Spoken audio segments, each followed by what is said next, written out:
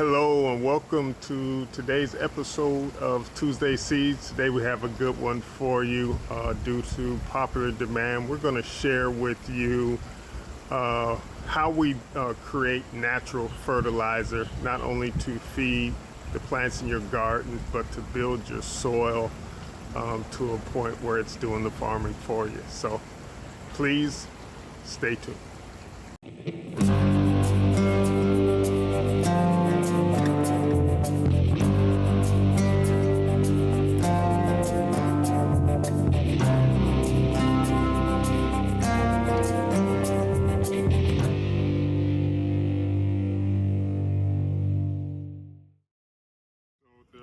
So this is the recipe for your compost, especially if you're doing heated compost. You want 60% brown stuff. This ain't brown stuff right here. We'll tell you what this is in a minute. But that's brown stuff right here. We even including some old compost and soil in there that's from the existing garden. And then you want 30% green stuff. So this one from the brown. Green stuff or coffee grounds, and it's stuff from the garden. What's this called again? This right here. That is comfrey. Comfrey. So this is comfrey right here. It could be anything green out of your garden that you're growing. It could be cut grass, as you see right here. It could be anything that you're calling a weed. As long as it's still green, we can use it because it's got microbes from your garden. So, and then.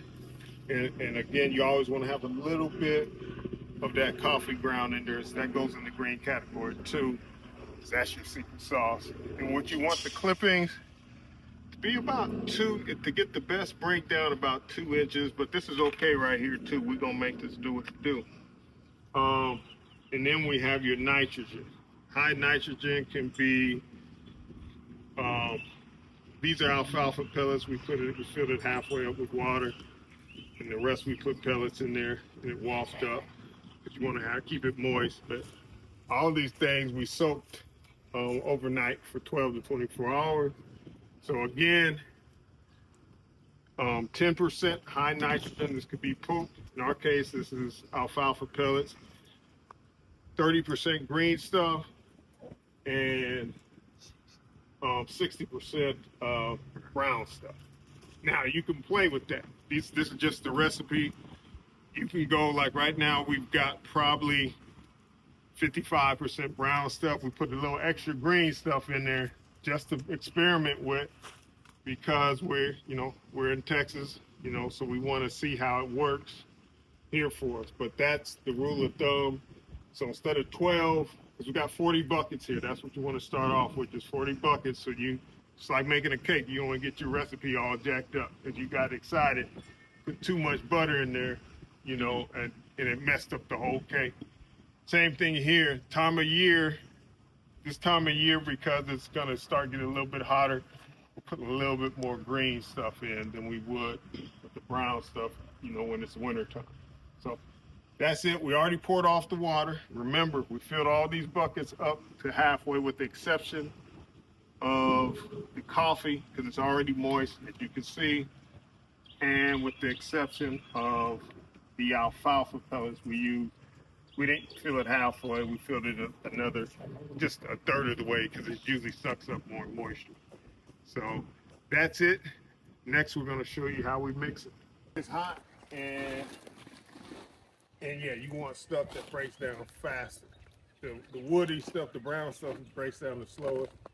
This could be this could be all leaves, or it could be a mixture of leaves in here too. So you see how we want it wet? We're gonna just so we're gonna do that with that one. That's 2. We want 5.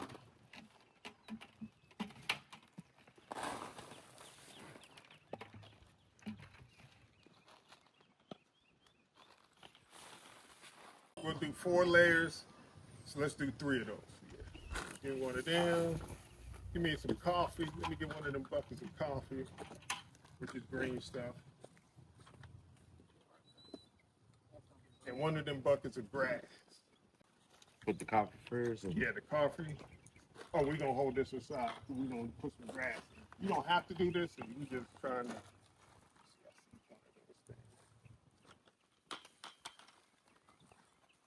There's some grass. Just turn that puppy.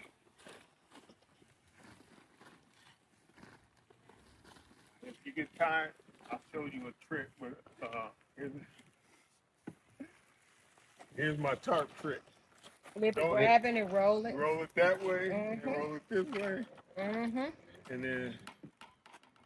So what we're doing next is we're going to create the bottom of our pallet. As you see, we got a wood pallet here. We just grabbed, from somewhere, grocery store, what have you, side of the road, and we want to make the pallet. Ideally, you want to use a 1/4 mesh wire, but you can use long. What is this called? Landscaping fabric too. As long as you got a bottom. Otherwise, when we put the compost down, it's going to go right in between. We don't want that. The bin we're using on this time a 36 by 50 poultry netting, but you can use hog netting, like what you see right here. That'll work fine too. We just want to get something that's about 3 feet high. It's going to be 3 feet round. And we're going to take a pallet and we're going to cut off a little portion of this netting to put at the bottom of the pallet. So I got some lawn fabric, but we want something a little bit more hardier because that's where we don't want the water puddling at the bottom. So we're going to use a little bit of this. So stay tuned. Going get beat up, but something gonna be on the outside, so don't worry about it. Look, we clean it up now. There you go. I'm throwing everything away there. Got it. Well, I can show All right, so you set. you. Looking like her. So you have two options. You can tuck these in, or we're gonna put stuff in there. It's gonna fold back itself. But we gotta do the same thing on that one. Okay.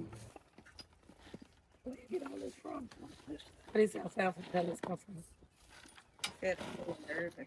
Well, I know to go to Tractor Supply.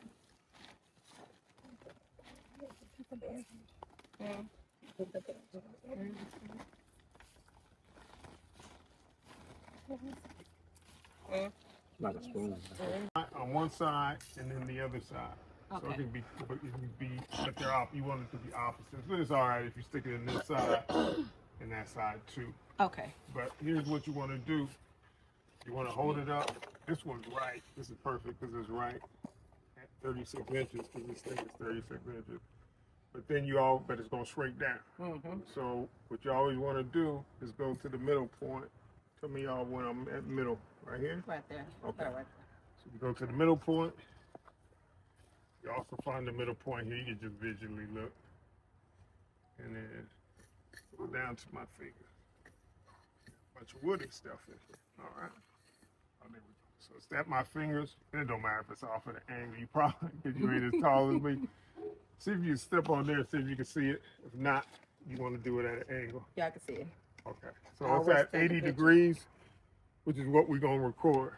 And then for the sides, let me grab another one. See that screw right there? If it's off, it should be at freezing. We calibrate it that way, but I'm getting ahead of myself. But here you just want to take that, same thing, yep, like that, and put your finger at the tip, yep, right where you are, at the edge, and all we're going to do is shove it into until it hits our finger. At the halfway point again. So you don't want to do it too high. You're going to put this right at the Like halfway. halfway? Yeah, and point it towards this. Okay. You go a little bit more. Oh no, we want to go halfway from, so this one, the sides are different. So the sides, we're going halfway from the circumference. This one, we went halfway from top to bottom.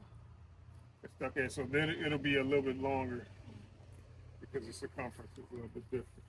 It's half of what that is. And then when you store it, I'll let you take your picture now too. Windy out here, you get the bungee cord. Tie it to the car. store it like that. Just make sure everything is covered. And during the day, I might take it off a little bit just so it can breathe a little bit. Yeah. If it's not hot, Just like that. Because what you want, what this does is makes the rain run off. keep it from, okay. Because you don't want it too wet. You want it just right. Okay. You don't want it too dry either. So what I do is every 2 days, twice a day. You can push them off that time. Oh, we're going to take this off because I got to show you how to break it.